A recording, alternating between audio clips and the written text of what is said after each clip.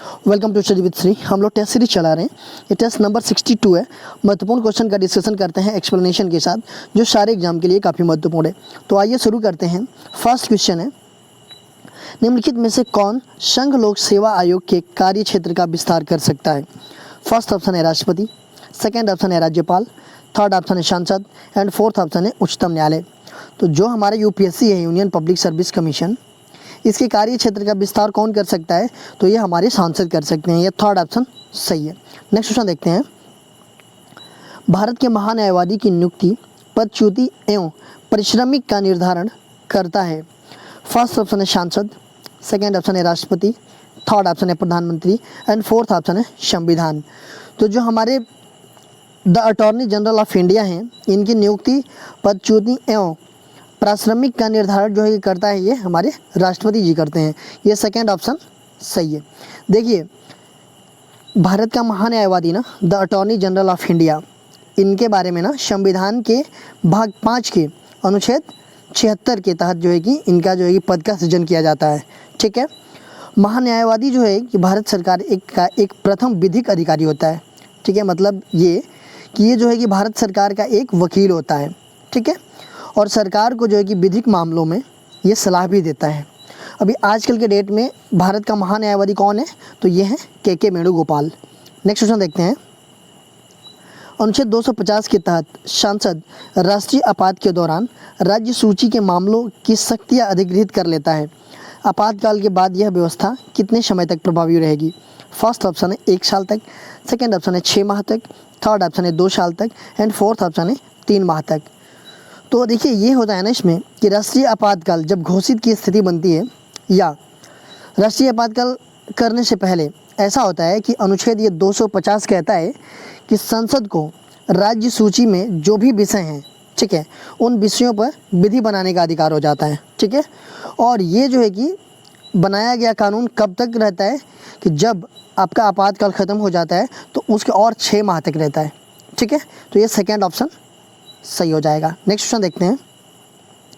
निम्नलिखित में से कौन सा एक मौलिक कर्तव्य नहीं है?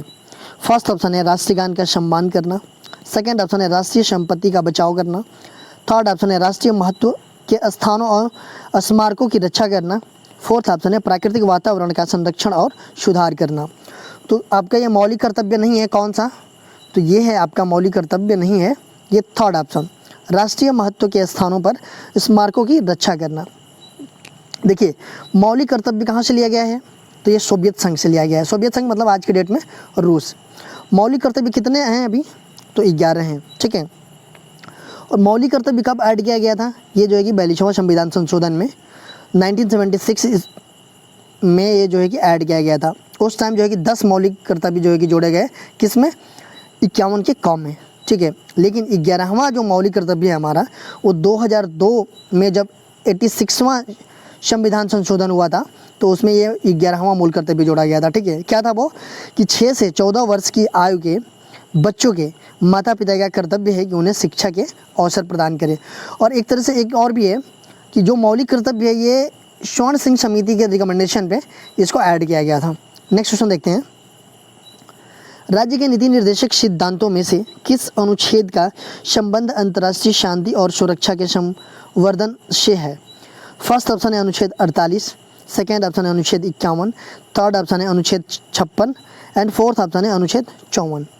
तो जो राज्य के नीति निर्देशक तत्व हैं, नीति निर्देशक सिद्धांत हैं, इसमें किस अनुच्छेद का संबंध जो है कि अंतर्राष्ट्रीय शांति और सुरक्षा के संवर्धन से है? देखिए, ये नीति निर्देशक सिद्धांत ये जो है कि अनुच्छेद आपका है 36 से 51 के बीच, भाग 4 में। ठीक है, और इसमें जो है कि 51 अनुच्छेद में ये बोला गया है, क्या बोला गया है कि आपका अंतर्राष्ट्रीय शांति सुरक्षा एवं विशेष नीति के बारे में बात करता है अनुच्छेद 51। तो ये अनुच्छेद 51 जो है कि सही हो जाएगा। नेक्स्ट क्वेश्चन देखते हैं। भारतीय संविधान के अनुच्छेद 25 का संबंध है? फर्स्ट ऑप्शन है समानता के अधिकार से, सेकेंड ऑप्शन है संपत्ति के अधिकार से, थर्ड ऑप्शन है धर्म की स्वतंत्रता से एंड फोर्थ ऑप्शन है अल्पसंख्यकों की स्वतंत्रता से। तो अनुच्छेद 25 क्या कहता है संविधान का हमारे? ये कहता है कि धर्म की स्वतंत्रता से संबंधित है। ये थर्ड ऑप्शन सही है। देखिए, हमारे यहाँ ना धर्म का प्रचार प्रसार करने का अधिकार है। ठीक है, कोई भी धर्म आप मान सकते हैं, ठीक है, किसी भी धर्म से आप जुड़ सकते हैं, तो ये आपको हमारे संविधान जो है कि अनुच्छेद 25 के तहत जो है कि आपको अधिकार देता है। नेक्स्ट क्वेश्चन देखते हैं, निम्न विधेयकों में से किस एक भारतीय संसद के दोनों सदनों द्वारा अलग अलग विशेष बहुमत से पारित होना आवश्यक है? फर्स्ट ऑप्शन है साधारण विधेयक, सेकेंड ऑप्शन है धन विधेयक, थर्ड ऑप्शन है वित्त विधेयक एंड फोर्थ ऑप्शन है संविधान संशोधन विधेयक। तो देखिए ये क्वेश्चन कह रहा है कि भारतीय संसद के दोनों सदनों मतलब राज्यसभा और लोकसभा, तो दोनों सदनों के अलग अलग जो है कि विशेष बहुमत से पारित होना आवश्यक है। तो ये क्या है, तो आपका ये जो है कि संविधान संशोधन विधेयक है, ये फोर्थ ऑप्शन सही है। देखिए जब भी संविधान संशोधन होता है ना, तो उसमें जो है कि दोनों सभा जो है, लोकसभा और राज्यसभा, दोनों में जो है कि विशेष बहुमत से वो पारित होना चाहिए। और संविधान संशोधन 368 भाग 20 में इसके बारे में वर्णन किया गया है। और ये कहाँ से लिया गया है संविधान संशोधन, ये जो है कि दक्षिण अफ्रीका से लिया गया है। नेक्स्ट क्वेश्चन देखते हैं, विधायी शक्तियों की संघीय सूची में समाविष्ट किसी विषय के संबंध में भारत में उच्चतम न्यायालय के अधिकार क्षेत्र बढ़ाने का अधिकार दिया गया है? फर्स्ट ऑप्शन है भारत के राष्ट्रपति को, सेकेंड ऑप्शन है संसद को, थर्ड ऑप्शन है भारत के मुख्य न्यायाधीश को एंड फोर्थ ऑप्शन है विधि न्याय और कंपनी कार्य मंत्रालय को। तो ये जो है कि विधायी शक्तियों का जो संघीय सूची में समाविष्ट किसी विषय के संबंध में भारत में उच्चतम न्यायालय के अधिकार क्षेत्र बढ़ाने का अधिकार दिया गया है किसको, तो ये दिया गया है सांसद को, ये सेकेंड ऑप्शन सही है। नेक्स्ट क्वेश्चन देखते हैं, कोई व्यक्ति गैर कानूनी रूप से किसी पद या अधिकार का प्रयोग करता है तो न्यायालय उसे ऐसा करने से रोकने के लिए कौन सा आदेश देगा? फर्स्ट ऑप्शन है अधिकार परीक्षा, सेकेंड ऑप्शन है उत्प्रेषण, थर्ड ऑप्शन है परमादेश एंड फोर्थ ऑप्शन है बंदी प्रत्यक्षीकरण। तो कौन सा अधिकार जो है कि न्यायालय उसे कौन रोकने के लिए कौन सा आदेश देगा, तो ये देगा आप उनको अधिकार परीक्षा, ये जो है कि फर्स्ट ऑप्शन सही है। देखिए इसका मतलब ये होता है ना, ये रीट जो है कि ऐसे व्यक्ति के विरुद्ध जारी किया जाता है जो किसी लोक पद को अवैध रूप से धारण करता है। ठीक है, नेक्स्ट क्वेश्चन देखते हैं, 73वां संविधान संशोधन विधेयक किसकी सरकार ने पेश किया था? फर्स्ट ऑप्शन है बीपी सिंह की सरकार ने, सेकेंड ऑप्शन है नरसिंह राव की सरकार ने, थर्ड ऑप्शन है राजीव गांधी की सरकार ने एंड फोर्थ ऑप्शन है अटल बिहारी वाजपेयी की सरकार ने। तो जो 73वां संविधान संशोधन हुआ था ये किसकी सरकार में हुआ था, तो ये हुआ था नरसिंह राव की सरकार में, ये जो है कि सेकेंड ऑप्शन सही है। देखिए ये 73वां संविधान संशोधन जो है कि 1993 में किया गया था। ठीक है, और ये भाग 9 में अनुसूची जो है कि 11 जोड़ी गई थी, किससे रिलेटेड, ये पंचायती राज से संबंधित। नेक्स्ट क्वेश्चन देखते हैं, निम्नलिखित में से कौन सा पौधा परजीवी है? फर्स्ट ऑप्शन है पीचर प्लांट, सेकेंड ऑप्शन है लायना, थर्ड ऑप्शन है अमरबेल एंड फोर्थ ऑप्शन है ब्रिच फर्न। तो ये परजीवी कौन सा पौधा है, तो ये है आपका अमरबेल, ये थर्ड ऑप्शन सही है। नेक्स्ट क्वेश्चन देखते हैं, कैम्ब्रियन विस्फोट किस प्रकार की घटना थी?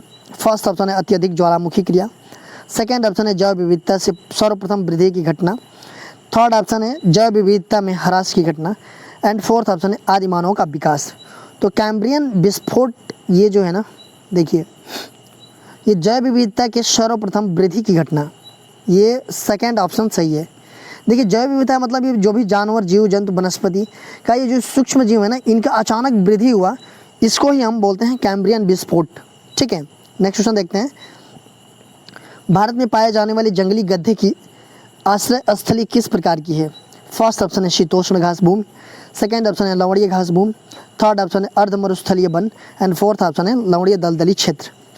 तो भारत में पाए जाने वाले जो जंगली गधे का आश्रय जो है कि स्थली किस प्रकार की है, तो ये है आपका लवणीय घास भूमि, ये सेकेंड ऑप्शन सही है। नेक्स्ट क्वेश्चन देखते हैं, सेप्रोलेग्रिया रोग से कौन सा जानवर प्रभावित होता है? फर्स्ट ऑप्शन है गाय, सेकेंड ऑप्शन है भैंस, थर्ड ऑप्शन है बकरी एंड फोर्थ ऑप्शन है मछली। तो कौन सा जानवर प्रभावित होता है सेप्रोलेग्रिया रोग से, तो ये होता है मछली, ये फोर्थ ऑप्शन सही है। नेक्स्ट क्वेश्चन देखते हैं, निम्न में से कौन सी धान की प्रजाति है? फर्स्ट ऑप्शन है कांची, सेकेंड ऑप्शन है रत्ना, थर्ड ऑप्शन है विजय एंड फोर्थ ऑप्शन है ये सभी। तो धान की प्रजाति इसमें से कौन सी है, तो ये है आपकी सभी, ये फोर्थ ऑप्शन सही है। नेक्स्ट क्वेश्चन देखते हैं, संयुक्त राष्ट्र संघ ने किस वर्ष को अंतर्राष्ट्रीय चावल वर्ष घोषित किया? फर्स्ट ऑप्शन है 2002 को, सेकंड ऑप्शन है 2004 को, थर्ड ऑप्शन है 2005 को एंड फोर्थ ऑप्शन है 2006 को। तो जो संयुक्त राष्ट्र संघ है वो जो कि किस वर्ष को अंतर्राष्ट्रीय चावल वर्ष घोषित किया था, तो ये 2004 को जो है कि अंतर्राष्ट्रीय चावल वर्ष घोषित किया था। ये सेकंड ऑप्शन सही है। नेक्स्ट क्वेश्चन देखते हैं। 1970 ईस्वी में शंकर धान का विकास सर्वप्रथम किस देश द्वारा किया गया? फर्स्ट ऑप्शन है जापान द्वारा, सेकंड ऑप्शन है चीन द्वारा, थर्ड ऑप्शन है अमेरिका द्वारा एंड फोर्थ ऑप्शन है ब्राज़ील द्वारा। तो 1970 ईस्वी में जो शंकर धान का विकास हुआ सर्वप्रथम किस देश के द्वारा किया गया? तो ये चीन के द्वारा किया गया था। ये सेकंड ऑप्शन सही है। नेक्स्ट क्वेश्चन देखते हैं। निम्नलिखित में से कौन सा खरपतवार नाशी है? फर्स्ट ऑप्शन है मोपेनिल, सेकंड ऑप्शन है ब्यूटाक्लोर, थर्ड ऑप्शन है फ्लूक्लोरेलिन एंड फोर्थ ऑप्शन है ये सभी। तो जो खरपतवार नाशी इसमें से कौन सा है? तो ये है आपका, ये सभी हैं। ये सभी जो मेडिसिन है ना ये खरपतवार नाशी हैं। नेक्स्ट क्वेश्चन देखते हैं। विश्व धरोहर दिवस प्रत्येक वर्ष किस तिथि को मनाया जाता है? फर्स्ट ऑप्शन है 16 अप्रैल, सेकंड ऑप्शन है 17 अप्रैल, थर्ड ऑप्शन है 18 अप्रैल एंड फोर्थ ऑप्शन है 19 अप्रैल। तो विश्व धरोहर दिवस जो है कि हमारे यहाँ मनाया जाता है कब? ये मनाया जाता है आपका 18 अप्रैल को। ये थर्ड ऑप्शन सही है। नेक्स्ट क्वेश्चन देखते हैं। विश्व हीमोफीलिया दिवस किस तिथि को मनाया जाता है? फर्स्ट ऑप्शन है 16 अप्रैल को, सेकंड ऑप्शन है 17 अप्रैल को, थर्ड ऑप्शन है 18 अप्रैल को एंड फोर्थ ऑप्शन है 19 अप्रैल को। तो विश्व हीमोफीलिया दिवस जो है कि मनाया जाता है आपका 17 अप्रैल को। ये सेकंड ऑप्शन सही है। देखिए हीमोफीलिया एक प्रकार की ना आनुवंशिकी बीमारी है, ठीक है। इसमें शरीर के बाहर जो है कि बहता हुआ रक्त जो है ना जमता नहीं है। जब भी ब्लड मतलब कहीं कट पिट जाता है या फिर कुछ होता है तो जो है कि ब्लड रुकता नहीं है। इसके कारण चोट या दुर्घटना में जो है कि जान भी चली जा सकती है, ठीक है। क्यों? क्योंकि रक्त का बहना जो है कि बंद होगा नहीं, तो वो सारा रक्त जो है कि बाहर ही निकल जाएगा। तो इसके वजह से ये इस लोगों की जान चली जाती है। नेक्स्ट क्वेश्चन देखते हैं। निम्नलिखित में से कौन स्वयं सहायता समूह SHG बैंक लिंकेज कार्यक्रम को कार्यान्वित नहीं करता है? फर्स्ट ऑप्शन है नाबार्ड, सेकंड ऑप्शन है व्यापारिक बैंक, थर्ड ऑप्शन है RRB एंड फोर्थ ऑप्शन है सहकारिता बैंक। तो ये जो है कि निम्नलिखित में से कौन सा स्वयं सहायता समूह जो है कि बैंक लिंकेज कार्यक्रम को कार्यान्वित नहीं करता? तो ये है आपका नाबार्ड। ये जो कि फर्स्ट ऑप्शन सही है। देखिए ये चीज़ है ना, स्वयं सहायता समूह जो कि सेल्फ हेल्प ग्रुप, ये जो कि बैंक लिंकेज का कार्यक्रम की शुरुआत जो है ना कि 1992 में नाबार्ड द्वारा लघु वित्त प्रदान करने के उद्देश्य से की गई थी, ठीक है। ये नाबार्ड द्वारा किया गया था। लेकिन यह कार्यक्रम जो है कि व्यापारिक बैंक, RRB तथा सहकारिता बैंक द्वारा कार्यान्वित की जाती है, ठीक है। देखिए नाबार्ड द्वारा कार्यान्वित नहीं की जाती है। नाबार्ड इस कार्यक्रम का कोई कार्यान्वित नहीं करता है। ये जो है कि एक जो है कि बस नियामक संस्था है नाबार्ड, ठीक है। नेक्स्ट क्वेश्चन देखते हैं। भारत में मुद्रास्फीति को मापा जाता है। फर्स्ट ऑप्शन है थोक मूल्य सूचकांक द्वारा, सेकंड ऑप्शन है शहरी हाथ से काम न करने वाले कार्मिकों हेतु उपभोक्ता मूल्य सूचकांक, थर्ड ऑप्शन है खेतिहर श्रमिकों के लिए उपभोक्ता मूल्य सूचकांक एंड फोर्थ ऑप्शन है राष्ट्रीय आय अपस्फीति। तो भारत में मुद्रास्फीति को मापा जाता है, तो ये मापा जाता है आपका थोक मूल्य सूचकांक द्वारा। ये जो कि फर्स्ट ऑप्शन सही है। देखिए मुद्रास्फीति इन्फ्लेशन, ये जो है ना किसी भी अर्थव्यवस्था में जो भी सामान होता है ना, तो सामान की कीमत का स्तर जो है कि लगातार बढ़ता रहता है और मुद्रा का मूल्य जो है कि कम होता रहता है। मतलब आपका जो है कि सामान का मूल्य लगातार बढ़ता रहता है और आपकी जो है कि पैसे की वैल्यू जो है कि कम होती रहती है। तो इस स्थिति में हम मुद्रास्फीति कहते हैं। नेक्स्ट क्वेश्चन देखते हैं। भारत में सामुदायिक विकास कार्यक्रम कब प्रारंभ हुआ?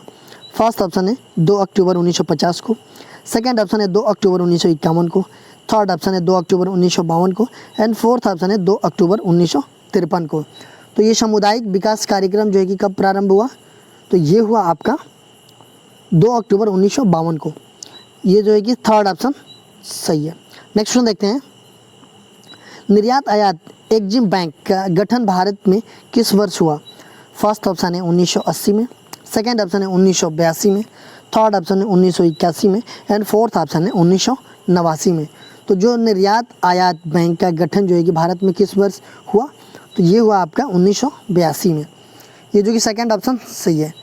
देखिए ऐसा हुआ था ना कि 1981-82 के बजट में भारत में आयात निर्यात बैंक की स्थापना की घोषणा की गई थी उस टाइम पे, ठीक है। लेकिन जो है कि 1982 में इस बैंक का गठन किया गया। नेक्स्ट क्वेश्चन देखते हैं, लौंग के तेल का निम्नलिखित में से कौन सा एक प्रमुख घटक है? फर्स्ट ऑप्शन है मेथाल, सेकेंड ऑप्शन है यूजेनाल, थर्ड ऑप्शन है मेंथेनाल एंड फोर्थ ऑप्शन है बेंजाइलडिहाइड। तो इसमें से जो है कि लौंग के तेल का निम्नलिखित में से कौन सा प्रमुख घटक है? तो ये है आपका यूजेनाल, ये जो कि सेकंड ऑप्शन सही है। देखिए लौंग के तेल का प्रमुख घटक तो ये है, ठीक है। यह एक प्राकृतिक दर्द निवारक और एंटीसेप्टिक भी है, ठीक है। लौंग का तेल जैसे दांत दर्द वगैरह होता है तो उसको दूर करने में, सौंदर्य प्रसाधन में, साबुन या टूथपेस्ट बनाने में इसका उपयोग किया जाता है। देखिए ये मेडागास्कर और इंडोनेशिया जो है ना कि लौंग तेल का उत्पादक देश है। नेक्स्ट क्वेश्चन देखते हैं। देखिए ये क्वेश्चन जो है ना कल आप लोगों से पूछा गया था, आप लोगों को कमेंट बॉक्स में आंसर देना था। निम्नलिखित में से कौन सी भाषा संविधान की 8वीं सूची में नहीं है? फर्स्ट ऑप्शन है उर्दू, सेकंड ऑप्शन है नेपाली, थर्ड ऑप्शन है कोंकणी एंड फोर्थ ऑप्शन है भोजपुरी। तो ये क्वेश्चन बोल रहा है कि हमारी जो संविधान की 8वीं अनुसूची है उसमें से इसमें से कौन सी भाषा नहीं है? तो ये है आपकी भोजपुरी भाषा उसमें नहीं है। देखिए अभी 8वीं अनुसूची जो है कि उसमें कितनी भाषाएँ हैं?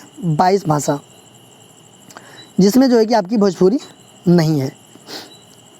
आज का क्वेश्चन देख लेते हैं, इसका जो है कि आंसर आप लोगों को कमेंट बॉक्स में देना है और इसका आंसर जो है कि मैं नेक्स्ट वीडियो में दूंगा। विटामिन ई का महत्वपूर्ण स्रोत निम्नलिखित में से कौन है? फर्स्ट ऑप्शन है ताड़ का तेल, सेकंड ऑप्शन है नारियल का तेल, थर्ड ऑप्शन है गेहूं अंकुर का तेल, फोर्थ ऑप्शन है राई सरसों का तेल। तो विटामिन ई का जो है कि महत्वपूर्ण स्रोत जो है कि निम्नलिखित में से कौन सा है?